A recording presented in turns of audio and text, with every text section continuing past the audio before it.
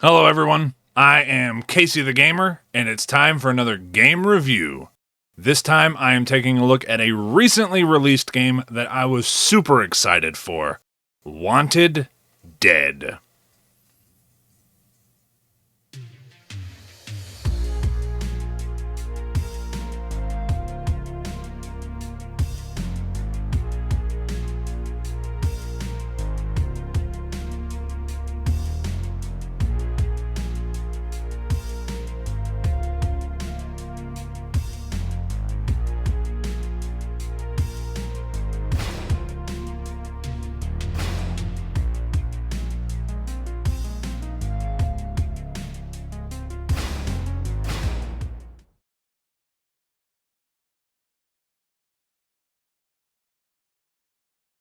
Wanted Dead was released on February 14th, 2023 for the PS4, PS5, Xbox One, Xbox Series X, and Series S, and on PC.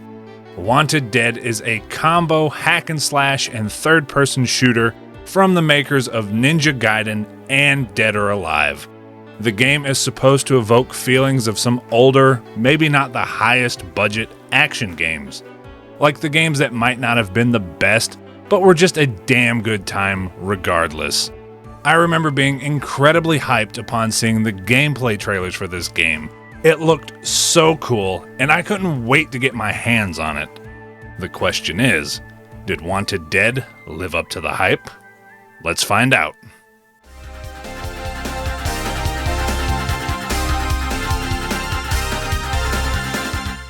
There are spoilers ahead for the story of the game.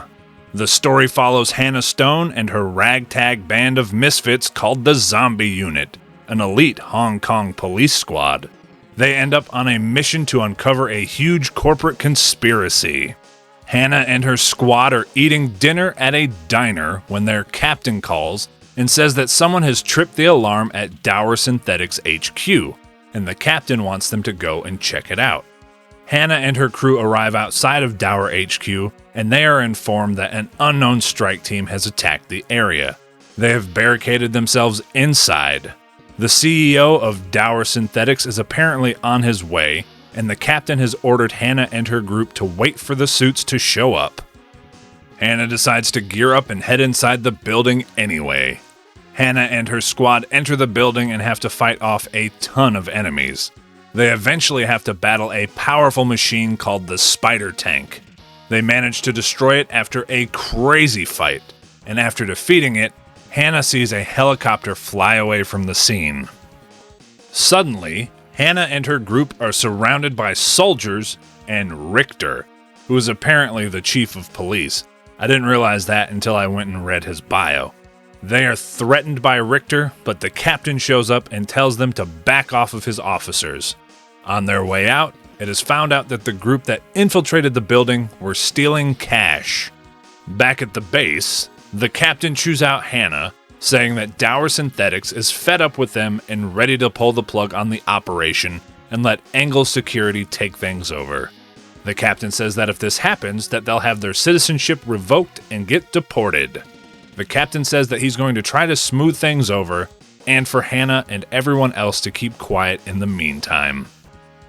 Hannah runs into the gunsmith outside and is asked how things went. Hannah hopes that everything will be fine. The gunsmith asks Hannah to bring her weapons by before heading home to give them a look over. Hannah looks over a report in the captain's office of an event that happened earlier that day. The game shows us a flashback. A kid's mom had been murdered, and while the rest of the police take care of things, Hannah sits with the kid and comforts him. Back in the present, on her way to see the gunsmith, Hannah collapses and has another flashback. A much younger and very different looking Hannah looks around her room and explores the house that she's in. She looks in a kid's room and hugs a stuffed animal when she notices a syringe. Hannah comes out of it and Herzog asks if she's okay. Hannah says it's nothing and meets up with the gunsmith. The gunsmith examines Hannah's guns while they talk about life. The next day, Doc is examining one of the bodies of the people they fought at Dower Synthetics. This person is a John Doe. No record of them exists at all. No retina scans, fingerprints, anything. Hannah wonders if somebody could hack the system to change all of that. Doc says it would require a lot of effort to do so. It also turns out that the John Doe was rocking some old-school, untraceable weaponry. The captain informs Hannah that Dower Synthetics just filed for bankruptcy and that a bunch of synthetics are about to start a riot. Hannah and her squad are ordered to scan the synthetics and then release them to the bank. Upon arriving at the area, things have changed and Hannah and her group are ordered to open fire on the synthetics. They shoot down as many as they can from the helicopter before having to continue on foot.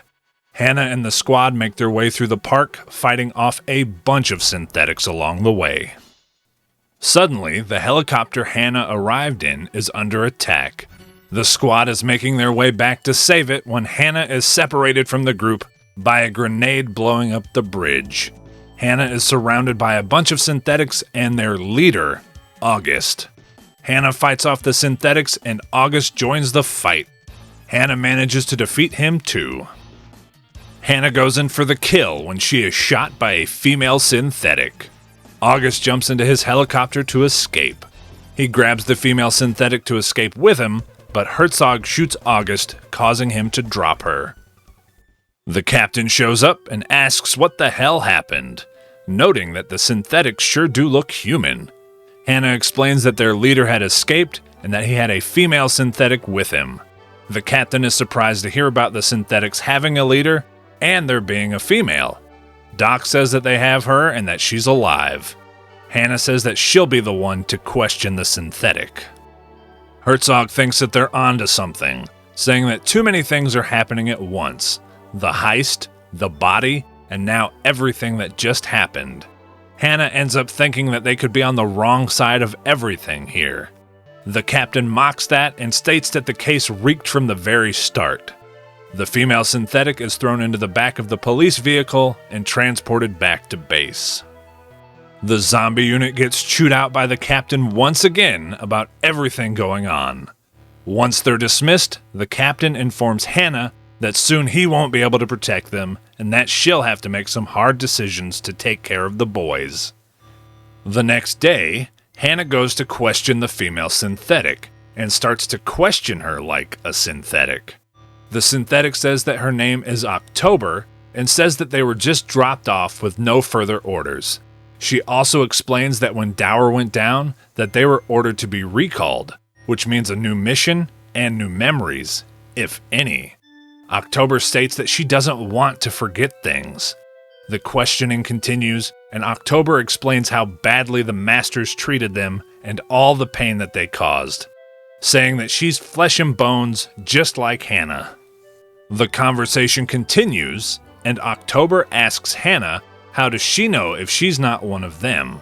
Hannah simply states that she's not, and October replies saying that not everyone is a mindless doll and that sometimes they wake you up with memories from the past. Hannah leaves the room and tells Doc to take blood samples. After leaving the room, Hannah collapses again and has another flashback. She's at the hospital and meets with a doctor who puts a thing of pills on the table. He explains that it's treatment for latent tuberculosis. It's a once daily pill for 9 months. The doctor explains that it costs $8,000 for just the first month. Hannah claims that they have insurance, but the doctor says that it doesn't cover this. Hannah leaves the room very upset, and the doctor smiles with a vicious grin. The next day, Hannah meets with the squad, and Herzog plays a video for them. Hannah recognizes the man in the video right away, someone from one of her first cases, Mustafa Mercer. Hannah says that she should have killed him when she had the chance. The video is of Hannah interviewing him, and he says one of the same things that October did. Hannah and Cortez decide to pay Mustafa a visit. Hannah and Cortez arrive at where Mustafa is and enter the building. There's a huge party going on inside. They begin to make their way through the crowd, and Hannah has a brief flash of memories of her younger self. Cortez snaps her out of it.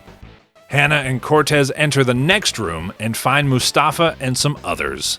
A woman named Kolchak welcomes them to the worst day of their lives.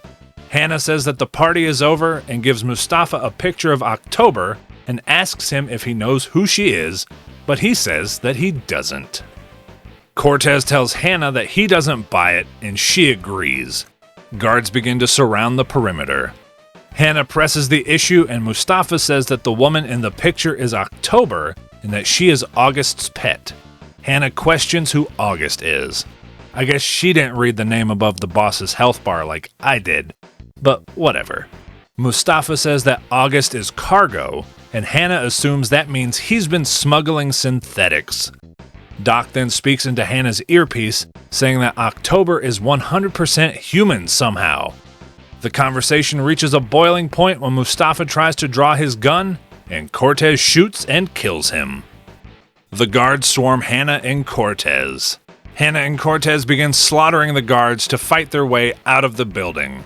After fighting many guards, they reach the roof for an evac. Cortez gets shot, and Hannah pulls him out of the line of fire and confronts Kolchak.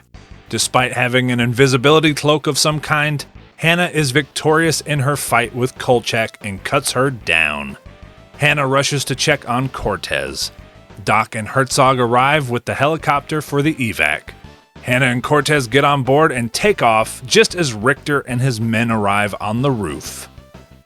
Hannah and the squad arrive back at the station, and Doc gets to work right away taking care of Cortez. Doc removes the bullet and gets Cortez patched up. Later on, Herzog, the gunsmith, whose name is Vivian by the way, and October meet with the others in one of the rooms. Herzog can't believe that Hannah wants to drag October along with them. Hannah says that she's just going to get blasted anyway when they arrive, referring to Richter and his men. Doc says that they're already there. Everyone gears up and begins to fight their way through the police station. Waves upon waves of soldiers to fight, but that doesn't stop the zombie unit. Hannah and the others finally make it to the exit, but Hannah gets separated and has to fight Richter's right-hand man, Mr. Holiday. And it turns out there are two of him. Well, Hannah slices and dices both of them just as the rest of the squad blow the doors open to get her out of there. Herzog says that it sounds like there's an army out there, which means trouble for the zombie unit. October suggests going to August for help. Hannah and everyone else fight their way through the city, battling all manner of enemy. After a crazy romp through the city, Hannah and the squad take on a pair of the spider tanks from earlier. The zombie unit makes short work of the tanks and manage to find August. August leads them to a helicopter to escape, and Hannah is once again separated from everyone else.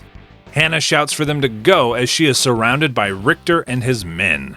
Herzog snipes all of Richter's men, leaving just Richter for Hannah to deal with. Richter seems to be sporting himself a cosplay of Raiden from Metal Gear Rising, and he draws his own sword and asks if Hannah was hoping to get some info from him. And then he says it won't really matter after he kills her. Hannah and Richter engage in a pretty epic sword battle. Trading blows back and forth, Hannah eventually comes out on top and defeats Richter. She slashes him, knocking his sword away, and then she kicks him into a pit and watches as he falls down. Hannah turns around and sheathes her sword as she walks away. About 3 months later, Richter, who somehow survived the incident with Hannah, meets with the captain. The captain asks what he's doing there, and Richter says he's doing his job. The captain gets the two of them drinks and says he doesn't care if the bank wants to run the city, just to leave his crew alone. Richter says that he can't do that. The captain claims that Hannah isn't a threat. Richter realizes that Hannah doesn't know the truth and wonders what she'll do when she finds out. The two continue speaking while reaching for their guns. It cuts back to the outside of the office, and 2 gunshots can be heard. It cuts to a couple of days later, and Hannah is sitting in her apartment, hotel room, whichever. She calls and talks to the boy who had lost his mother earlier on. They talk for a bit as Richter's soldiers surround Hannah's room. Hannah says that she'll come see the boy when she can. She hangs up the phone and cocks her gun, and the credits roll. I like to imagine that Hannah absolutely decimated the dipshits outside of her room. After the credits, there is one final scene of Hannah's past. She's being interviewed for something. The interviewer asks her for her full name. She states that her name is Emma Lautner. She is asked about her age and why she is there. She says that she is 19 and urgently needs the money. A lot of money. She explains that she needs the money to pay for her son's treatment because he is very sick. The questions continue, and she explains that her living situation is only her mom, and her son. No boyfriends or husbands or anything. The interviewer asks if Hannah's mom knows if she's there. She says no, saying that she told her mom that she got a job in South Africa. Hannah is told that her son's treatment will be paid for and that they will give her a white-collar job, but then about a year later, she's going to wake up at one of their locations not knowing that anything ever happened. And that's the story. So Hannah had a life as Emma before she got roped into all of this, and she gave up her life and her memories to help her son. That definitely hits the feels a little bit. Yeah.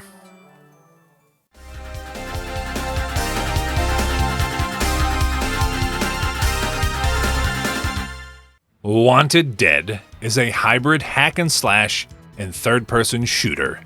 And overall, I love a lot of the concepts they were going for. There's a lot of cool stuff in this game, but the game can be quite a huge pain in the butt. Anytime you start to have fun, something comes along and ruins it. But I'll talk more about that in a bit.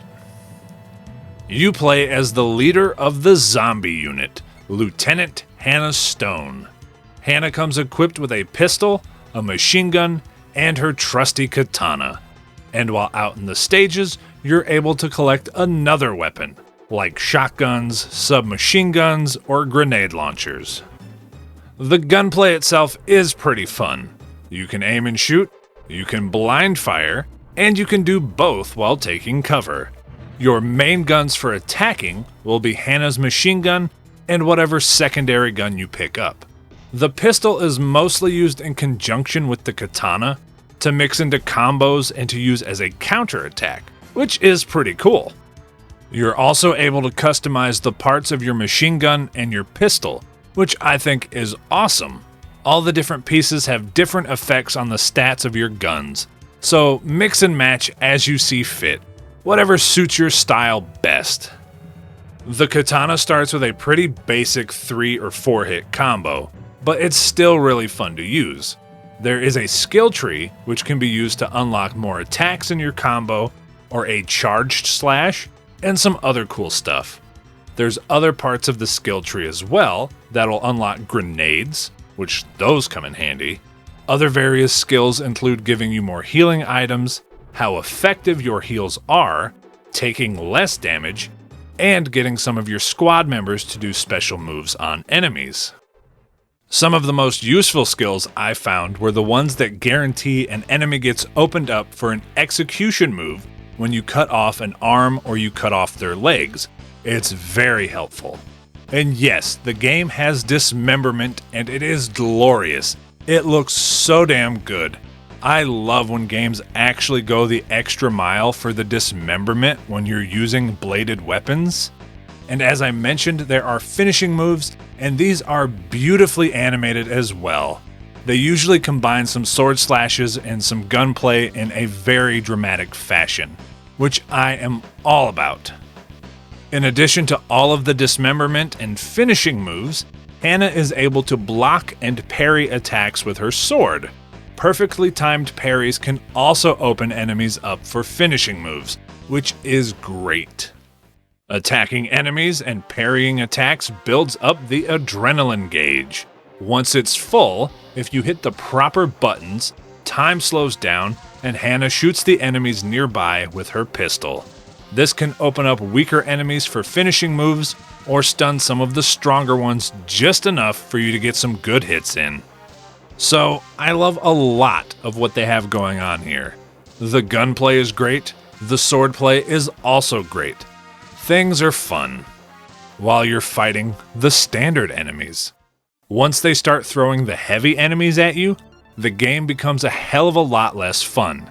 That, coupled with there being some big gaps between checkpoints sometimes, definitely makes things frustrating. Speaking of the heavy or extra strong enemies, they throw tons of them at you in the final 2 stages of the game. Tons. It's so much fun fighting them with pretty much all of your resources depleted. In addition to the heavy enemies raining on the parade, some of the bosses are not super fun either. The first spider tank boss is quite annoying. It can steamroll you in no time at all. But I finally got the hang of it and I got its pattern down. It just sucks trying to get a grenade launcher from one of the enemies, so you can actually damage this thing, and then getting smashed into a wall before you can even pick it up. But somehow the fight with the 2 spider tanks on the final stage was much more manageable and actually pretty fun. The other boss fight in question that really isn't that fun is August on stage 2. You start the fight surrounded by a ton of synthetics while August attacks you from above. After you kill most of the synthetics, August joins the fight properly. But usually there's still a few synthetics to kill while trying to deal with August, so that's annoying. And when you die, you have to fight them all of them, all over again. I found the Kolchak and the Mr. Holiday boss fights to be pretty decent. And then the final boss fight with Richter was actually the highlight of the game for me. I died a few times, but having a clash of swords with him was great fun, especially when I got the parries off properly. So the character Doc is able to revive you once per checkpoint, which is great. It really comes in handy. But he can only do that if he's with you, and sometimes he's not the character that you're paired with, and that's when they love to throw the most crap at you. Doc isn't with you during boss fights, except for the spider tank fights, and that's totally fair. The game has a few different difficulty modes. There's normal mode, which is what I played on. There's hard mode, and after beating the game, you unlock Japanese hard mode, which ramps up the difficulty even more. So, playing on normal mode, after dying a few times, I was given the option to turn on Neko-chan mode, which is an easy mode. I said no, and quite honestly, I wish I had said yes. There was a certain point in the game where I was stuck and I kept dying over and over and over, and I was trying to see if I could change the difficulty. After you say no, you can't change the difficulty. You cannot change the difficulty after that point, which sucks. After beating the game on normal, I started a fresh file and I died enough times to get the prompt to appear, and I enabled Neko-chan mode. It makes the game significantly easier. It gives you way more healing items, and it makes the enemies easier to deal with. And it gives Hannah some super cute cat ears. I say if you're having trouble on normal and you want to have a good time, say yes to Neko-chan mode when given the option. There is also a New Game Plus mode, which can only be used for the difficulty that you played the game on. So if you beat the game on normal, your New Game Plus file will be on normal difficulty. Skill tree upgrades, weapon attachments, and any collectibles you found will all be carried over into New Game Plus. Sadly, there's no mission select, so you just have to play through it all again. But there's only 5 stages, so it's a relatively short experience. In between missions, you can explore the police station and talk to people. You're also able to play some crane games to win some in-game figures, and you can even play a bullet hell type of game after a certain point in the story. There's also a ramen eating rhythm game at some point in the story, as well as a karaoke performance of 99 Luftballoons with Hannah and Vivian, which is super cool. and that's also a rhythm game segment. So overall, I love the charming minigames, and I love a lot of the ideas behind the gameplay. The gunplay and the swordplay are super fun. Again, when you're fighting regular enemies. The heavy enemies and huge space between checkpoints really hurts the game for me. And again, there's no shame at all in diving into Neko-chan mode. From what I've played of it, things were much more enjoyable.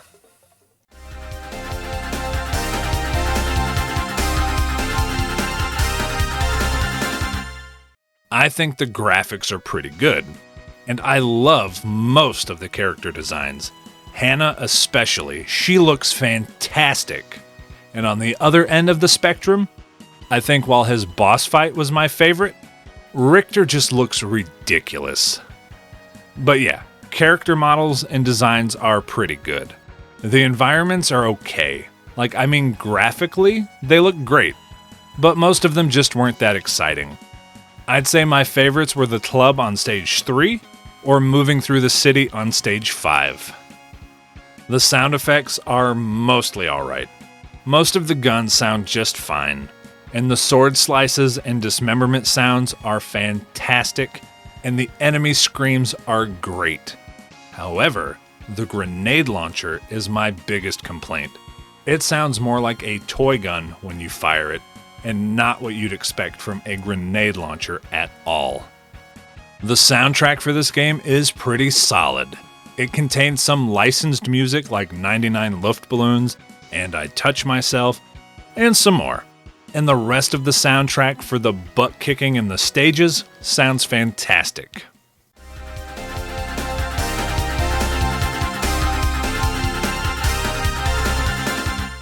So like I said, I was pretty hyped for this game before it came out. And sadly, it did not live up to the hype for me.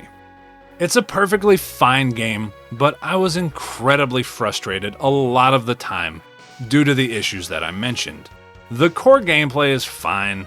The characters are great. I love the characters. Hannah Stone is definitely one of my new favorite badasses in video games, just for her design alone, but then also her kicking all of the ass. The story's alright, it's nothing special, but it's fun. I would love to see a sequel someday with some more polished gameplay. And as far as recommending it, I can't recommend it at full price, that's for sure. If it's ever on a good sale, like at least half price, I'd say check it out. And again, don't be afraid to don those cute cat ears for the Neko-chan mode, and have a good time. Thank you all so much for watching. I greatly appreciate it. Go ahead and like, comment, subscribe, and all that good stuff. And if you want to see more of me, you can catch me streaming all kinds of stuff over on my Twitch channel, which is twitch.tv/CaseyTheGamer91. And I also have a Patreon where you can get perks like early video access and some other pretty cool stuff. And that is patreon.com/CaseyTheGamer91. And you can find both of those links and all of my other links in the description below. I hope you all have a wonderful day, and I hope to catch you next time. Peace out.